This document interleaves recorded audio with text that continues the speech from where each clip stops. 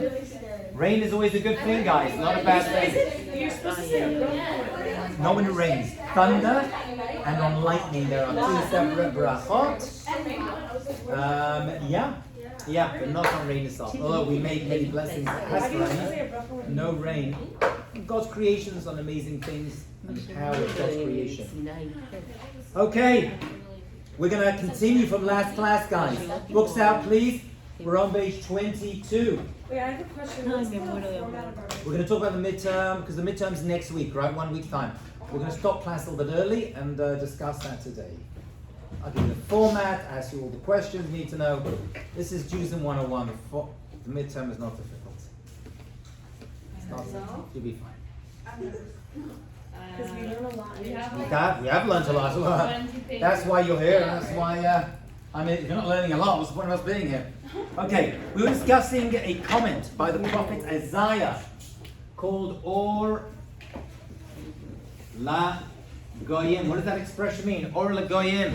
A light unto the nations. What is the prophet talking about? What do we say? What is this idea of a light to the nations? Does that mean we sell flashlights, bulbs? What exactly is going on with this particular idea? How do we do it? What is it about? Phones away, please. Computers only up to blank pages, please. We mentioned before that the Jews and Judaism does not claim to have a monopoly on God. We do have a monopoly on Torah, or the Bible as they call it, but not on God. Yeah? It means that like we're We're meant to be a leading light of how we act, how we behave, how we run ourselves, our communities. They're going to look at us and be like, wow, that is an amazing thing. Since we're talking about other nations right now, do other nations have mitzvot? Yeah. We know, we're going to see, we have many mitzvot, but there were mitzvot that preceded us. What are those mitzvot? Sheva Mitzvot no. Did we do those 7 last class? No. We did? Oh, you mentioned them. I mentioned we're going to write them down today. Let's learn these, because these actually existed before the Torah was given. And that's where we are in our book, right? We're about to discuss Torah and its importance and its chashivut. But today we have to figure out what the 7 laws are. These are called the Sheva Mitzvot, the 7 laws, which still apply, by the way, of Noah. Who was Noah? The guy who built the ark. Yes, pretty good, yeah. Was he a good person? Was he a bad person? Torah calls him a tzaddik. For his generation, he was a great individual. He was a great individual. Was there Torah when he lived? No Torah. Torah had not been given yet. How many generations before Abraham did he live? 10 generations. Right.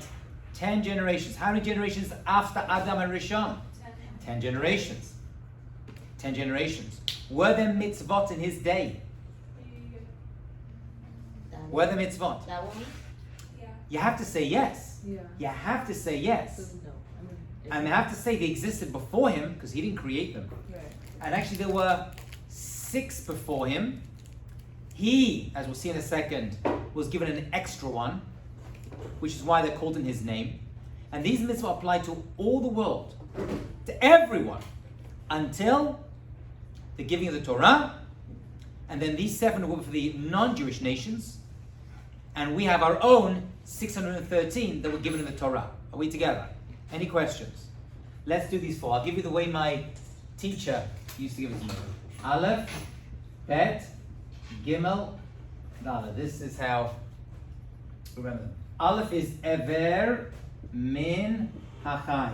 It is forbidden for a Ben Noach, anyone for that matter, to eat the limb of a live animal, including the blood. Right? No eating limb of a live, any animal, any part of an animal you cannot eat. Now, each one of these are really headings, just like every mitzvah has many, many details. So these are just the headlines, if you will. There's a story and more detail that goes with each of them. But that's number one, including mistreating animals and the like. Number two is bet. Bet stands for Birchat Hashem. Birchat Hashem means blessing God. Now, we put it in quotation marks because this is actually, you cannot curse God. Non-Jewish nation, no nation can curse God. The Doorite cursed God. So this one is known as Birchat Hashem, right, which means blessing God, because it's like a euphemism. No cursing God. Respect towards God and belief towards God. Gimel is Gezela. What's Gezela? No stealing. Stealing in all its forms. Dalid is dinim, which means law courts. Every nation has to set up fair and just law courts. This is every nation in the world. Okay? By the way, as a side point, if there are mitzvot, this is dinim. Dalet, yud, nun, yud, dalet, right? Din from judgment. If these are mitzvot, that means they're rewarded for doing this, right? Yeah? You get rewarded for doing mitzvot. But then again, if you're rewarded, you could also be punished. Are non-Jewish nations punished for not doing this? When are they judged? When are non-Jewish nations judged for doing this or not doing this? Law what? Courts. What does it say here? Law courts. Every nation has to set up fair and just law courts. When are they judged on this? Can you read it from the first word? Sure. It's law courts is the title. Law, like a doctor. Law courts has to set up fair and just law courts. Can you say the pronunciation of Hebrew? Oh, thank you. Dinim. Dinim from the word din is judgment. Can you say for all of them? Sure. Gezela. Gezela is stealing.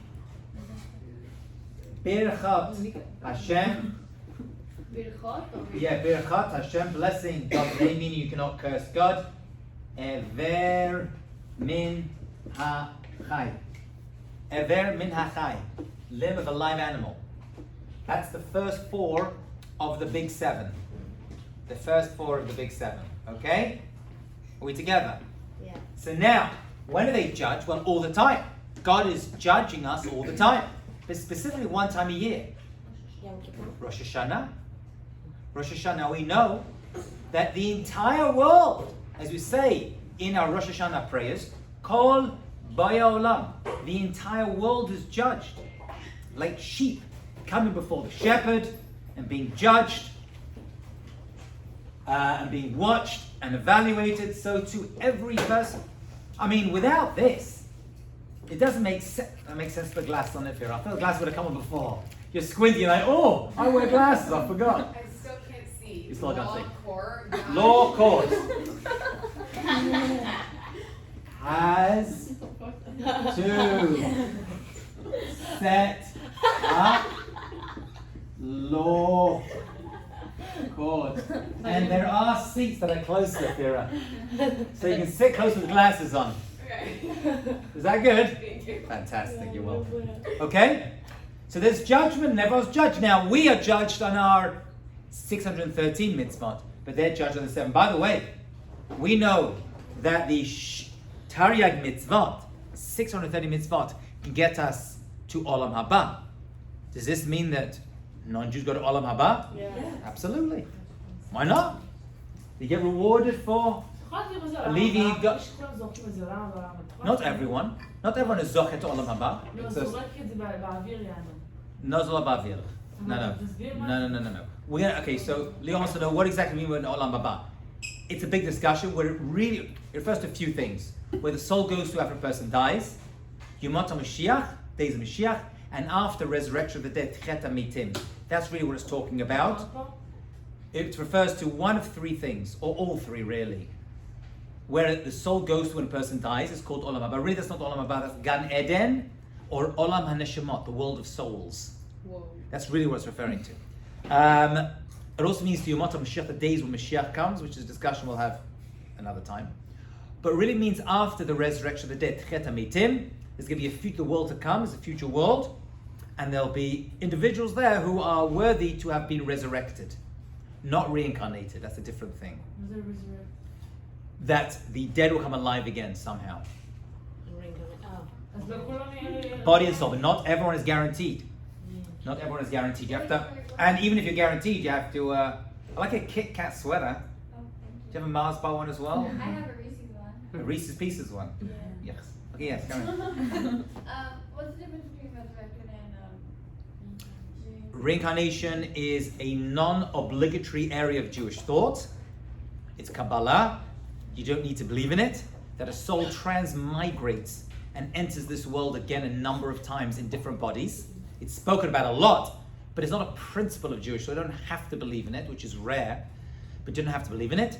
Resurrection of the dead, you must believe it. It's one of the Ikrei Emunah, one of the 13 principles of faith the Rambam talks about and the prophets speak about. There's not much written on it in the prophets, by the way. There's a lot written about when Mashiach comes, how Mashiach comes, who Mashiach is, and all this kind of stuff, but it doesn't talk much about this. However, it's a principle of our faith, that eventually the body and soul will be reunited in this world somehow. Okay? Okay, so let's go to the final three. What are the final three? What we call the Cardinal Sins. They're very, very big. And non-Jewish nations that we're talking about are judged with these as well. And they are, anybody know? Avodah Zara. What we call idol worship. No nation in the entire world, no person is allowed to put anyone besides God in any way, shape, or form. This one eventually made it into the top 10 commandments. When we did that? Yeah, number 2. Lo yelacha Elohim achirim al panai. Don't worship anyone else. This is forbidden. If non-Jews worship idols, not good. Or as they say in Yiddish, nicht geht. What? The Christians, when they go to the church... That's a very big question. Does that really... It probably isn't full-blown. It smacks of it. It's close, right? Because they believe Jesus is, is the Father, Son, the Holy Ghost. And they believe is God incarnate. This, for us, is a problem.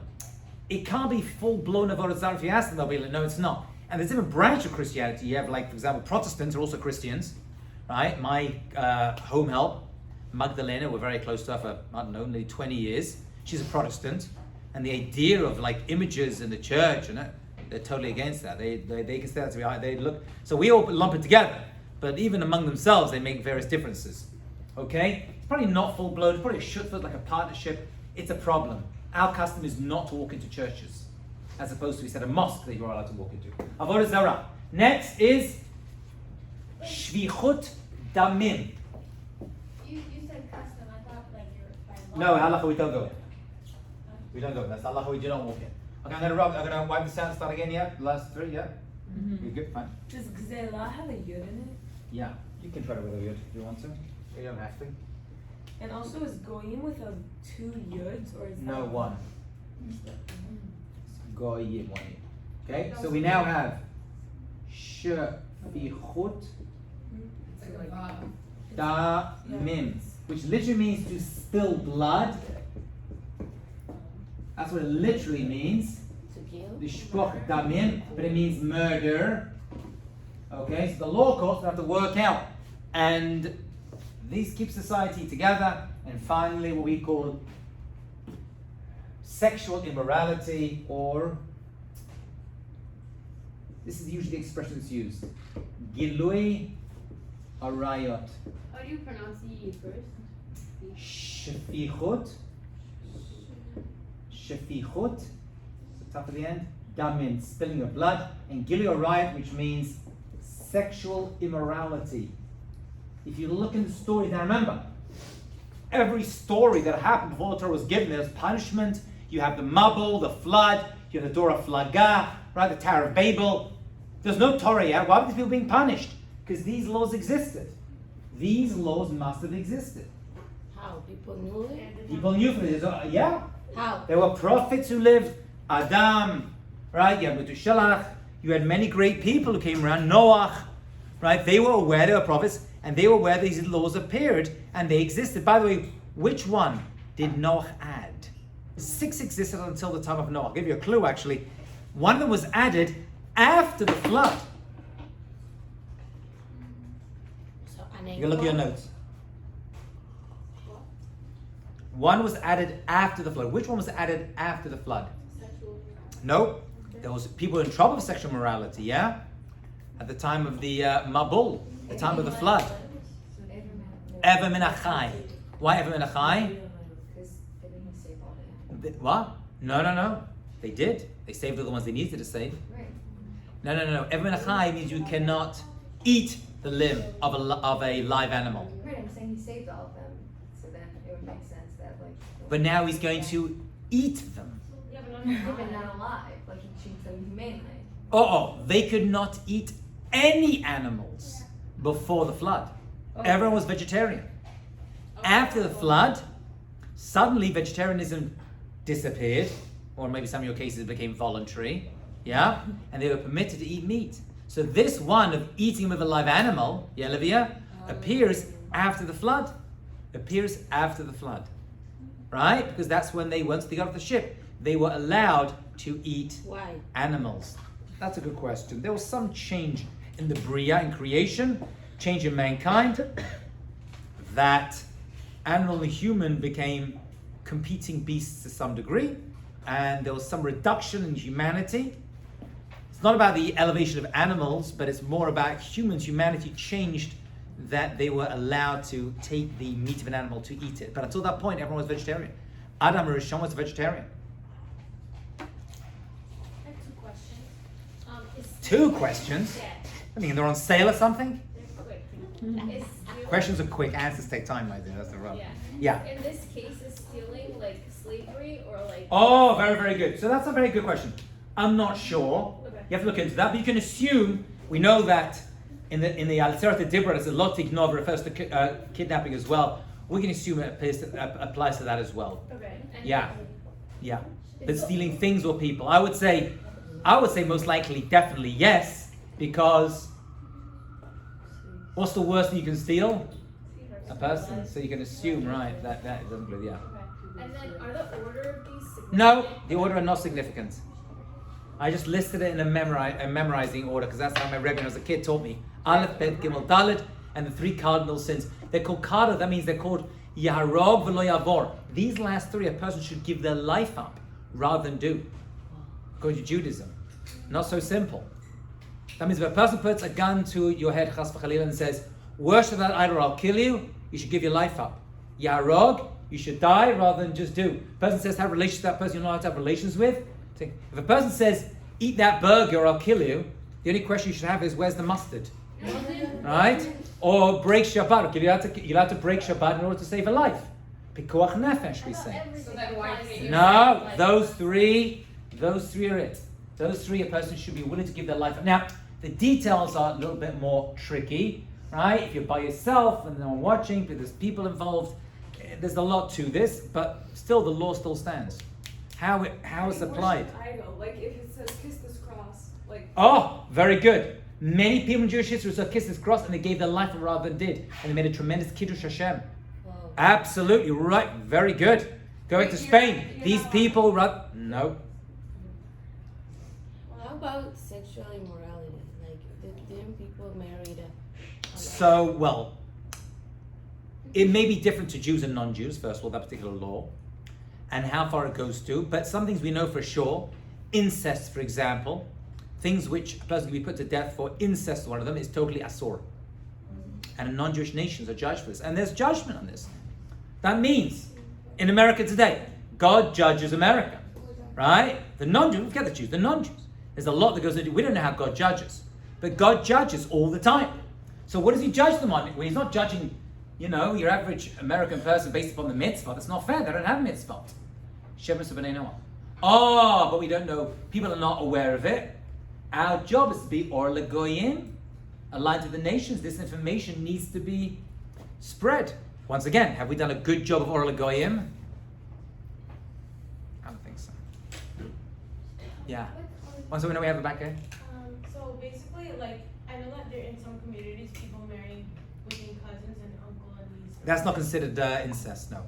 You are actually Jewish people, non-Jewish people are much more lenient. Jewish people are allowed, you're allowed to marry your uncle, but not your aunt, if I remember correctly. That's right. And you can't marry your siblings, right? You can? Your You cannot. I like to make it very clear. You are not allowed to marry your siblings. And by the way, why would you? God, why would you? Uncle, yeah. Okay, maybe. Aunt, no. Is that right? You remember that? Yeah, I think that's the halakha. If I remember correctly, yeah. You are allowed to marry your uncle. You don't have to marry your uncle. You're looking very nervous over there. Your uncle Choresh is not such a good guy. I don't want to marry him, right? Yeah, I gotcha. Okay, fine. So we have to bring faith, emunah. Yes, Leah. Yeah. So with the no worshiping idols, Yeah. and like insane like superstition. Yes. But Jews survived through like just hiding their Judaism. Hiding the Judaism, yeah. But like they, You're allowed to do that. But they, That you're allowed to do. also say fake Jewishness. What? They like That could be problematic. That could be problematic. You know, during the Second World War, I remember I have a book of teshuvot, of questions people asked during the Holocaust. People used to ask halakhic questions. One of them was, I can make fake papers, and I can put down Roman Catholic. Right? Because you put down you're Jewish, it's not a good thing. You don't want to be walking around to your average Nas saying, yeah, I'm Jewish. So they would so can I put Roman Catholic? So he said, how did it appear on the paper? RC. Shh. RC. He said, RC. Right? And that's okay. Rav Oshri Paskind, who was a famous posek during the Second World War, during the Holocaust, he said RC is okay, because who knows what it stands for? It could be, I don't know, Republican Conservative, I don't know, whatever, right? Right? Or right change, I don't know. So he allowed that. But it's not so simple just to say that in order to save your life. It's complicated. It's complicated. Yeah. I mean, by the way, you know how many of our ancestors gave up their lives, right? Rather than kiss the cross. Happens to be, I think the Holocaust was one of the only times in history, en masse, where people were not given a choice. They were told, you're going to die because you're Jewish. And ironically, many of them were like, no, I'm not Jewish. I fought in the First World War for the Germans, right? I'm Polish. And they go, no, you're Jewish. Right? Your great-great-grandmother on one side is Jewish, she was killed. It's the exact opposite. Ironic, right? Oh, sadly ironic, but yeah. Okay, so let's say, fine. So we mentioned this before. Before we get to the idea of Torah, our mitzvot, these came before, which is why I discussed this first. But so are non-Jewish people obligated to convert to Judaism? No, there's no obligation. You're fine as you are. Okay? Let's say they do decide to go through Geirut. Let's say they decide to become Jewish. Are they considered full-fledged Jews? Yeah. 1,000%. They join our people as though they were never Jewish. Actually, it's an aveira, a very bad sin, to remind a non-Jew of their non-Jewish roots. This was done actually to someone called Yitro, or Yisro if you're Ashkenazi. Who was Yitro? There's a parsha named after. There is a parsha named after him. Who was he? Father-in-law. The father-in-law of Moshe Rabbeinu. Because Moshe Rabbeinu married a woman called Sipporah. Right? She was an incredible individual. Her father was Yitro. Moshe Rabbeinu. He's actually considered the first convert to Judaism. The Torah was given in his parasha. I know this because it's my Bar Mitzvah parasha. The parasha Yitro, inside it describes the giving of the Torah. Wow. Wouldn't you call the Torah portion that describes the giving of the Torah, right? The book of Exodus, chapter 20. Wouldn't that be Moshe? Right? That would make sense. That would be a better name, right? Or Mitzvot or something, or Torah. It's called Yitro. Why? Well, first it shows the importance that non-Jewish converts make in Judaism. And many of our greatest heroes and heroines are and have descended from converts, including Mashiach. What? The first convert? Mashiach is Yitro. Yitro. That's what I said, Yitro. Yitro. Yitro. Oh. Right? Mashiach is a descendant of converts. Whoa. Mashiach is a descendant of converts. Yeah? Why do you say Mashiach and David? Oh, because we go through the father's line in order to give a person tribe. And Malchut go through the father's line. But his great-great-great-grandmother was Ruth. Ruth. Right? From Megillat Ruth, one of the most famous, actually many laws and customs of conversion we learn from this very holy convert. Right? And the end of the book of Ruth, this fascinating story, she ends up, we have her lineage all the way to David HaMelech. So we know that David HaMelech, and if David HaMelech comes from converts, Mashiach does, because Mashiach is a direct descendant from the tribe of Yehuda, that's Ben David, of King David, and Ruth. Right? Rabbi Akiva, Moshe Rabbeinu's children. Yeah, his wife was a convert as well. Right? Actually, the entire Jewish people, if you will, became Jewish at Har Sinai. It was actually a mass conversion to some degree. Leah, Miss Kit Kat. Huh? Yeah. Miss Kit Kat, yeah. How did Yeshua convert if the Jews didn't have the So how does a person, so afterwards, when he came to join the Jewish people, after he was not present at the giving of the Torah. Most opinions say he came afterwards, V'yishma Yitro, he heard the great miracles that God did. When it comes to how does a person convert? So if they're a male, they get a circumcision, accept upon themselves all 613 mitzvot, which we're going to talk about, because one person cannot even do 630 mitzvot. It's impossible. But they accept all 613, and they then dunk in the mikveh. And I've been there a number of times for mikveh immersions of students in order to make them Jewish. It's they walk in one person and they walk out literally another individual. Wow. It's a very, very, very, mikvah is an obligation. Also, women have the mitzvah mikvah because once a month, right, after menstruation, she walks in an individual and walks out a different individual. Okay, so it's also a changing effect. When it comes to a convert, it's like, hello, complete Bria Chadasha, a complete new being. Are they obligated? No. Are they obligated? No. Right? Let's have a look at the Shulchan Aruch, and then we'll talk about Torah. Okay? Page 23, note 1, halfway down. Let's look at the Shulchan Aruch. The Shulchan Aruch, yeah? I'm a little confused because of what we just talked about the, what's it called? Like the descendants, how everything is basically from converts, like Mashiach. This relates to what? Like the seven laws? How do we fit that in? So we say that, first of all, if a person wants to join us, join our ranks, they have to accept all 613 mitzvot, but they're not obligated. They're fine with the Sheva mitzvot if they want to join. And if they do join, they are a fully fledged member of the Jewish community, and they have to accept upon themselves. They go from 7 to 613. Now we're going to discuss 613. We can't discuss 613 mitzvot because the Torah hasn't been given yet in our books, but it's about to be given. Yeah? Are you following? Yeah. My line of thought? Yes. There's a method to my madness. And I am mad. Says the Shulchan Aruch, Ger shenichnas lakal Yisrael, a non-Jew who enters the community of Israel to convert, chayav mila tchila, first they get a circumcision if they're male, right? Therefore they have to perform a proper immersion, and they become a full member of Klal Yisrael, the Jewish people.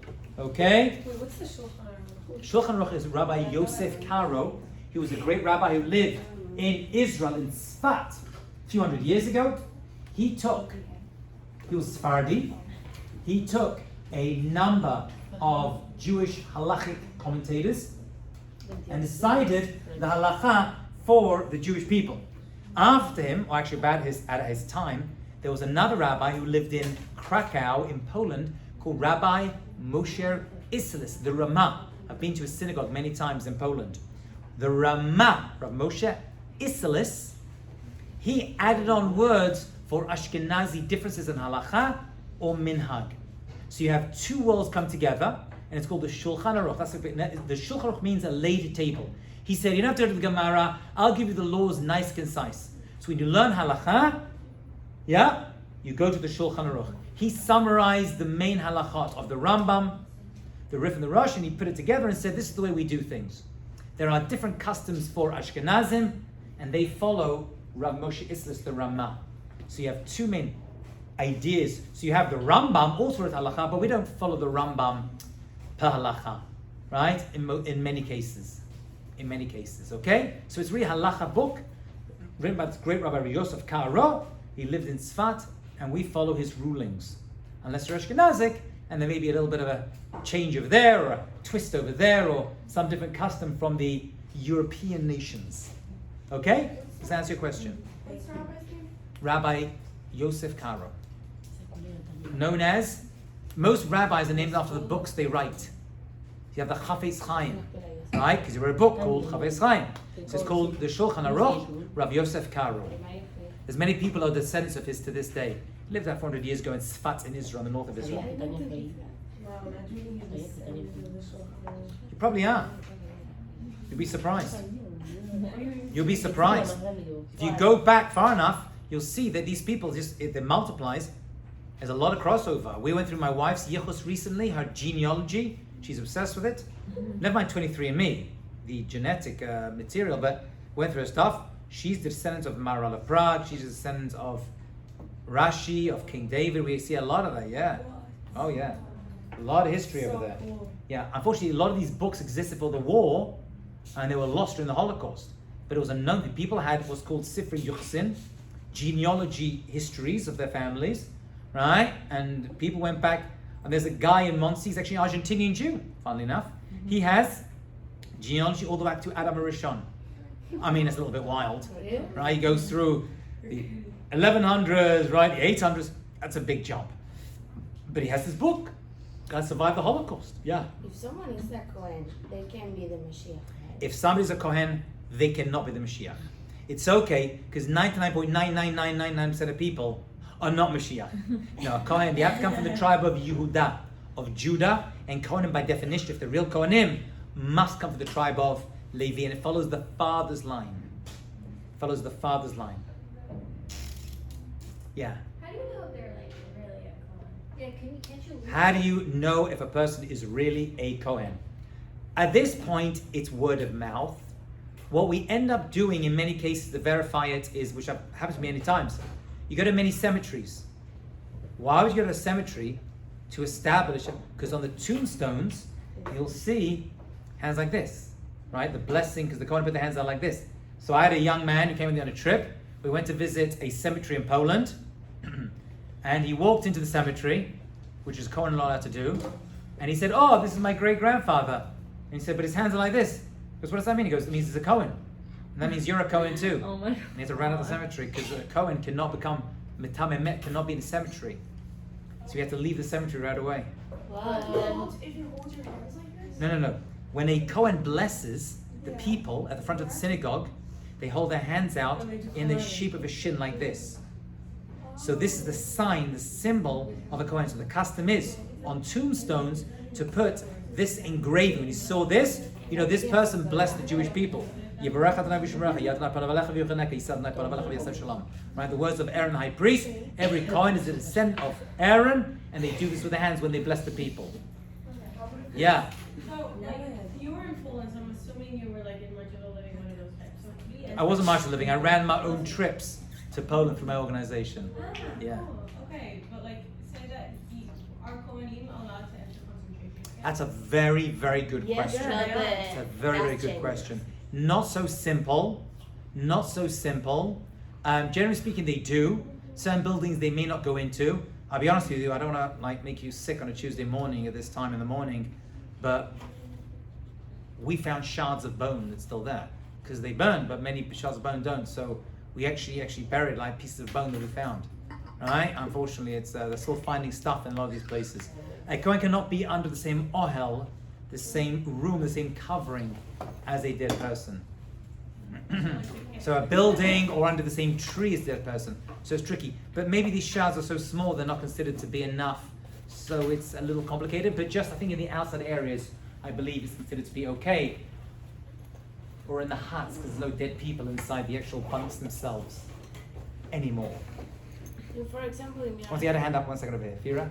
What if it's a immediate family member? They're allowed to. So if it's only your like wife. Yeah, that's or it. kids? Yeah.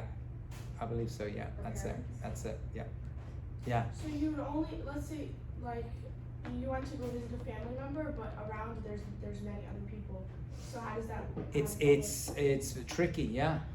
I'm not an expert. You have to ask a Kohen how they do it, but it's Is there a difficult. walkway, like a certain? There are some walkways that are not tree covered, because if you're under the same tree and there's actually a cemetery in Muncie where the trees cover the cemetery and go out over the street. And I have a friend of mine who's a Kohen. He's actually got 7 boys and 2 girls, and he and his family have a custom: they don't drive on this road because the trees cover over. They'll actually avoid that road, which, by the way, it's a main road. I don't know how he gets away with it. It's actually very, very annoying. It would drive me nuts. Driving in a Jewish area anyway is annoying, you know what I'm saying? The driving out there, the double parking, let alone avoiding a road because a stupid tree's been planted over. Yeah. Places like Immorality, they can go. Absolutely not. No. No, I don't think so. Absolutely not. But there are like a lot of floors. Nothing to do with it. It's covered up, same building. I don't see how they could. What a great class. We discussed Kohanim, converts, Kabbalah. What else you want to discuss? Anything else you want to discuss? Oh, what? Shulchan Aruch. Yeah. Shulchan Aruch here is very, very important. Okay? Okay, that's good. Okay, so just to page 24, before we get to the Torah, we see that all nations are made b'tselem Elohim, right? In the image of God, every human is tselem Elohim. What is that? In the image, No, but what is it? Why did you say it? because every human is made b'tselem Elohim, made in the image of God. Oh, Right? yeah. This is usually in the Torah, it's Elo with a him at the end, right? Every human is made in the image of God. Every human has great. That's why you must bury a body, right? You're not allowed to cremate, right? There was actually a traveling museum thing where they took bodies. It was actually called bodies, right? And you could see in museums human bodies that were stripped, right? You saw the body, you could see the inside. It was a very beautiful thing, and everyone was like, and they want to bring to Israel. These were like, no, you cannot do this. The Rabbanut in Israel were very upset with this and said you should not do this because you have to have kavod hamet, the honor that's given to a dead body, even. Right? This is the body that contains the soul, the neshama, and it has an inherent kedusha holiness, right? So even if chas v'chalila there's a bomb in Israel, lo aleinu, and pieces of a body are dismembered, you try to find there's an organization called zakan. They bury every single part of the body, right? Because each part of the body is kadosh. You got a hand up here first. I'm so sorry. Yeah. I have 2 questions. Oh, whoa, 2 again. What's going on over here? What's this, Costco? 2 for 1? Yeah. Are Kohanim allowed to give doctors then? It's not so simple. The Kohen can be. Some do, but it's tricky. It's very, very tricky. You have to ask a Kohen who's a doctor how they get away with it, but it's not so simple. Yeah. And also, can you practice medicine on cadavers? Because it's like. That's also not so simple. The general custom is we do because we want to, have these people save lives, so they have to do it, right? Okay. So they are permitted to do it. Jewish cadavers. They are, yeah. What about autopsies? No. Not so simple, unless the authorities do it or it's there to prevent something else of another bad thing happening to another person. But it's not so simple. Mutilating a body after death, right? Not so simple. I mean, there's questions that go with these things. It's like abortion. Oh, by the way, I should mention this now. Abortion is forbidden in Judaism for anyone, for any human. Now, we're not as strict as the Christians, whereas there are times if there is danger to a woman's life, right? The child is called a rodef. They're considered a murderer, and you can kill the baby in order to save the mother's life. But once the baby starts to crown, starts to emerge headfirst from it, right? And I think maybe most of it's out, then it's 50-50. And the child has as much right to life as the mother. But if the child is giving strong, like a life-threatening situation, right? Or very strong mental anguish, right, over having this child that could threaten the life, the mental life of this person in a big way. You have to ask these questions. It goes to big rabbis, poskim, big halakha deciders. But just to abort because, I don't feel like it, even a non-Jew, everyone human is made b'tzelem Elokim. It's not so simple. Not so simple, I'm just telling you. And there's a judgment on that as well. Like God judges, not so simple. What about extreme cases, for example? So in those cases, there could be permissibility, definitely earlier on as possible. Then there's possibly for rape, where complete mental anguish can lead to the breakdown of the woman, for example. Then there are poskim who are permitted. We're somewhere in between, but we lean towards it being forbidden in general. But in those cases, then it could be permitted, yes. But that's not a blanket permission. Yeah. So I heard that So one second. So all life is precious. Are we together on this? This is very clear, right? All life is precious. That's what Avraham Avinu, we spoke about Avraham Avinu for a long time. Why? What did Avraham Avinu say? Right? You can't kill your kids. So life is precious. Even one moment of life is precious.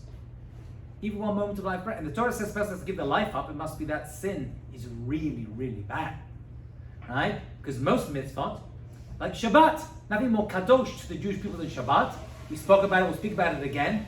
And yet, you're allowed to bring my neighbor. Pinky is a Hatzalah driver. He gets a call. He drives on Shabbat, saving life, even if it's not a life-threatening situation. Because it could be. Alright? But you drive. Now, how you drive back afterwards, you're allowed to, or someone else drives for you. That's already halachic questions. But each moment of life is kadosh. By the way, not just because a person will do mitzvot with their extra life. Maybe they're in a coma. Right? Pulling the plug.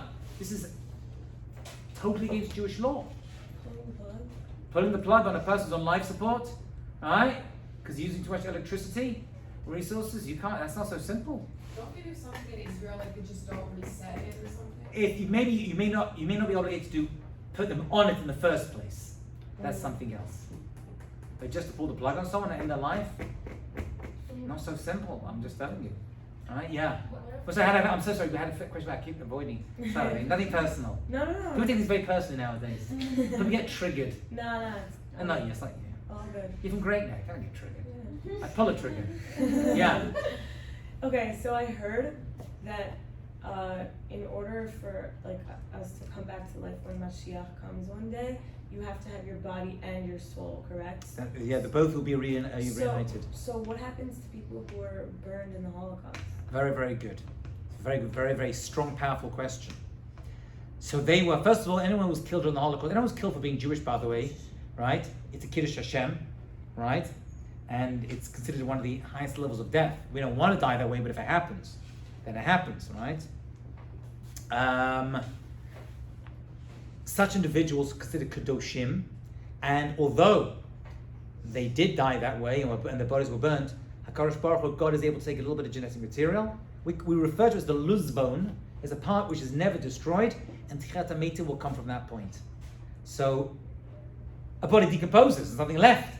Hashem takes a little bit of the bone, right? Maybe this may be referring to medical possibilities, right? Being able to generate life from a little bit of genetic material. Not there yet, but we will be soon, right? Or maybe it'll be miraculous. That depends upon us if we're worthy or not. But Hashem will regenerate it. Oh, these people will come back. They'll be the first in line. Mm-hmm. People who are killed in the Holocaust for being Jew. These are the holiest of the holy. Yeah. Very good question, by the way. It's a real question that's discussed. Yeah. That's a very tricky piece. Donating organs in order to bring life to somebody else. That's a big dispute in Jewish law. There is an organization called HODS, Halachic Organ Donation Society. Question is, when does life end? Because you cannot shorten a person's life even by a second. So by taking out an organ while the person's still alive, so what is life? Is it brain? Is it breathing? Right? That's what it comes down to. So there are opinions both ways in the Jewish world. It's not a definitive, but most rabbis say if the person is dead already, in order to save a life, you can take an organ out. But many times the organs are taken out before the person is considered halachically dead, and that's problematic. Basically, is it brain death, is breathing? How you define life ends up being the question over there. was a big expert actually at Yeshiva University, who just died last week actually. He was a big expert in this end-of-life question and whether you can take organs out. I thought that organization just like takes the organs and then gives it to like Jewish people. HODs, yeah, right, those who need, yeah. So, but you can't give it to somebody. Well, I don't know about that. To say alive, no, I believe you can.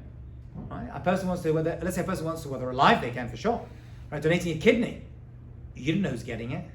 I mean, genetically, it probably will be someone from the family who's halakhically Jewish, but not necessarily. Actually, I know a woman, she speaks about it publicly. She donated a kidney, and she did not know the person was going to. Afterwards, they both agreed she can find out. She did find out. Yeah. Going back to like pulling the plug, what if the person is pretty much brain dead? Irrelevant. Very good question. Let's say the person's completely brain dead. They do nothing anyway. First of all, people who are brain dead still come back to life. But we're saying something very important over here. We're saying that life is so precious. They're just existing in this world. Even if a person's brain dead.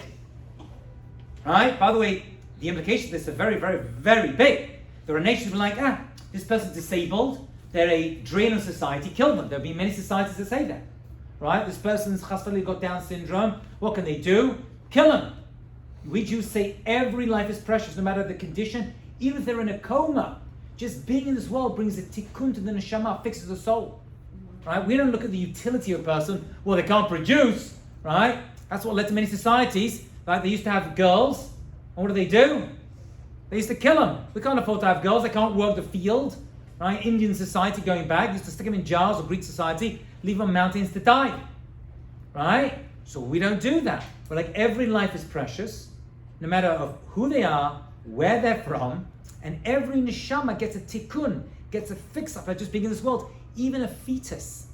My wife, between the third or fourth, what I always forget, had a miscarriage, which is very common in the religious Jewish world, because I think statistically 1 in 5 pregnancies end in a miscarriage. So among the Orthodox, have lots of babies. Baruch Hashem, there's a lot of it going around, you know.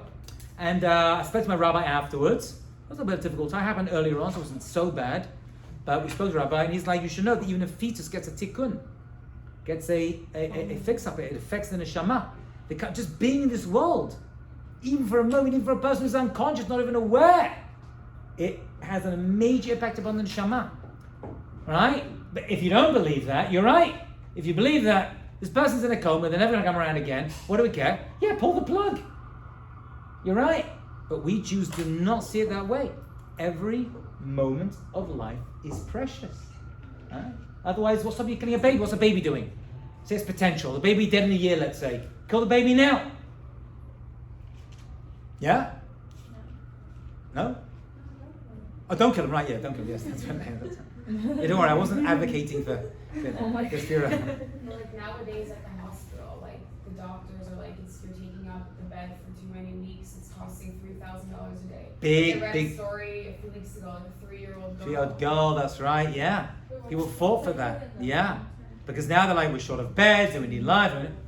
It's a big, big problem. So even though the parents, do you remember that story a few weeks ago? And they still pulled the plug on her. That like religious. Against their parents' will. Yeah. They murdered that baby. Wait, what happened? It's just basically a case where they said, with too many resources to keep this child alive, we want to pull the plug. The parents fought against it, went to court of law, went to the highest court, and eventually they killed it. Believe me, you do not need the person who's pulling that plug. Ooh, no. Yeah. Don't they have to ask you before they pull the plug? Of course they do, and they said no. And they still pull the plug? Yeah, went to court, and this is a big government.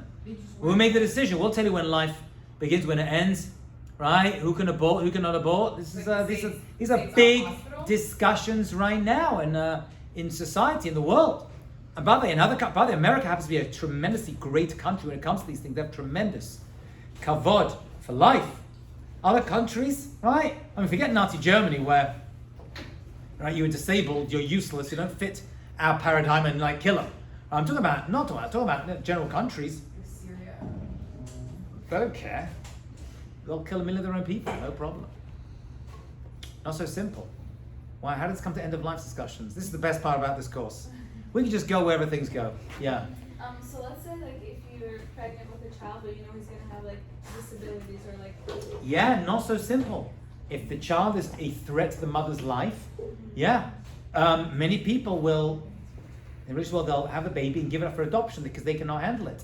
They will give it up, and they go to absolutely. Just don't kill it. Right? Oh no. Unless the mother's life is in danger. Yeah. Otherwise, they will have the child, and they will, yeah. What about like advanced directives? Like some people, you could like say you don't want to be intubated or on for more That's than different. 30 So days, that's something else. You can say I don't put me on in the first place. No, but some people say put me on, and then if I don't approve after. Okay, X that's amount good. of That would go days, against Jewish life. That's That would go against against Jewish law. Yeah, I believe so. Yeah. Yeah. Even like if the baby is a threat to its own life, the mother still is. If the what? If the, Even if the baby is like a threat to its own life, like for example. what's a threat to its own life? That it could die within a year or so? Well, yeah. Still have the child. What if it lives in the- Lolly, we shouldn't know such things. But yeah, again, the principle is that Hashem runs this world. He decides who gets what. And I mean, if you want to use Kabbalah, because we haven't thrown that in, that God will sometimes bring reincarnations of children into this world so that they are able to fulfill their mission. There's a very famous story of the Chazon Ish. He was one of the great rabbis of the last generation lived in Israel. And he was visited, this is this very powerful story. So we'll bring in Kabbalah, bring in reincarnation, just to add something over here. A woman walked in with a Down syndrome child. Now in many societies, Down syndrome kids, right here, for us, we consider them to be Kedoshim, holy children. But if you ever talk to or seen a Down syndrome kid, you could tell they're like all souls, right? Tremendous soul power, you know? And the rabbi stood up for this woman and this child. Stood up! She asked the question, whatever it was about, and then she left, and the students who were there, because always like people are like, why'd you stand there? Because I wasn't standing for, I was standing for the child. Because why? Because this child must be a very holy neshama. You see, it must be in a previous life it got so much done that God brought into this world for a short amount of time with a limited amount of mental capacity, right? So it must be, I'm dealing with a very holy neshama. You don't see it. What do people see? They'll see an unwell child. But we see it differently. And it's like an unspoken truth. An unspoken truth that children who chas v'chalila die young, right, are considered to be holy. Just purely by definition that they, with their experience, it must be in a previous life. They did most of their tikkun, most of their fix up, right, and came back just a short amount of time, right, even as a fetus. Why this family at that time? God is the final decider. But if you want to use the reincarnation concept, which is used to understand these ideas, right, you can say that God decides it that way. And just saying, it's not, doesn't fit my lifestyle right now. These are, again, this is tremendous tests. And the families that are chosen must be very holy families. Right? Because God doesn't just like randomly stick kids with various parents. Right? There's a certain, understanding. So why is there a hole between like allowing somebody to do more tikkun rather than not? Like why We don't know the answer. We don't know how Hashem's tikkun works. We have no idea. That's God's judgment, right? Kol netivatei shalom. God's paths are all perfect. God knows exactly who needs to come back in which generation, to marry which person, to do this particular tikkun, have these children at this time, and God is the ultimate arbiter of all these things. And we believe that God is the fair and just God. And you'll see all the commentators who talk about this say, God is fair and God knows what's best for us. Even if we don't think so, want to argue. Right? And who is rich? That's Hashem. And who is poor? And who shall live? And who shall die? And when it happens, how it happens. That's God's decision. Right? Says the Gemara, everything is in the hands of heavens. Everything is in the hands of heaven, except the fear of heaven. So what happens to us, that's in God's hands. How we react to it, that's our decision. We did abortion, we did reincarnation, right? We did, end of life situations, and we started with how converts become Jewish. I have no idea how this happens. Only in this class that allowed this to happen, by the way, yeah. Do we know, what is considered a miscarriage? Like, at what point is there a soul entering the fetus? Like, is that like a discussion? Very, very good question. After 40 days. 40 days? Yeah, before 40 days, considered mind by Alma. It's not considered a viable life at that point, and it's much easier for things to be decided within 40 days, I believe. So like, can you have an abortion in those? I don't think you can, but it's a lot easier. A lot of people don't know they're pregnant. Like, It's tricky, yeah. It's tricky, but it's possible. Yeah, earlier on the better, yeah. In regards to 40 days, I heard this thing, I don't know if it's true. That It is true. 40 days before a person is born. What are you going to say? No, Oh. similar. 40 days before a person dies, you start to like see their like. I've never heard 40 days as a time period. It doesn't mean I don't know everything. I haven't read everything out there. A lot of Jewish literature out there that I've never heard before. But there are ideas before a person dies, they start to see things and realize that you hear stories, anecdotal evidence that before a person dies, they start to see certain things. I've never heard 40 days though. I've never heard 40 days. I heard that in the first 40 days you could change the gender or something. You can pray for the gender within the first 40 days, that is true. Because the formation has not really happened. After that you cannot. Right. But nowadays you can do it after 20 years, so what's the difference? You can't, by the way. Yes? Going back to the concept of sexual immorality, Yeah. why was Esther allowed to go to the Wow. Big question. That's a question discussed in great detail. What's she referring? Yeah. Esther Hamalka. The rabbis scramble try to answer that question. Why was she allowed to give herself up to Achashverosh? Right? Rather than, that's a very, very good question. First of all, it says V'tikach Esther, she was taken against her will. Most of the women at the time of Esther in the Megillah story, they went voluntarily. It's hard to believe that, knowing full well they couldn't marry anyone else afterwards. Because he's the leader of the non-free world. She was taken against her will. It came through Nevuah at that time. You have to answer it that way. The Ben Ish Chai, actually I listened to a shir this morning, he was actually quoted, it was a great Kabbalist, halakhic authority, and just great individual, lived in Iraq, right, in the late 1800s. He gives a wild answer to that question, a Kabbalah answer. On a basic non-Kabbalah answer, she received Nevuah, it came from Mordechai, and she was a prophet herself, that she realized she had to do this. What does that mean, Nevuah? Prophecy. She was given instruction that she would have to do this. Not so simple though, right? But she was taken against her will. Like the Hebrew section? Nevuah, Gili Orayat. Gili Orayat means Gili Orayat. Arayat means sexual immorality. Arayat. What? Why not? Of course there was. It was after the Torah was given. Torah had been given already.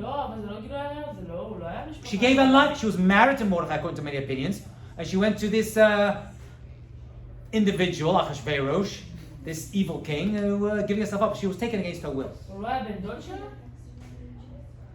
They were cousins. So that's a soul. Ben Don, you can marry a cousin. I thought he was the First uncle. cousin? No, it says child. They were cousins. Was only between family members. It may include other people too. Go against. Could be. No, with Achashverosh, could be. Yeah. I'm asking it really.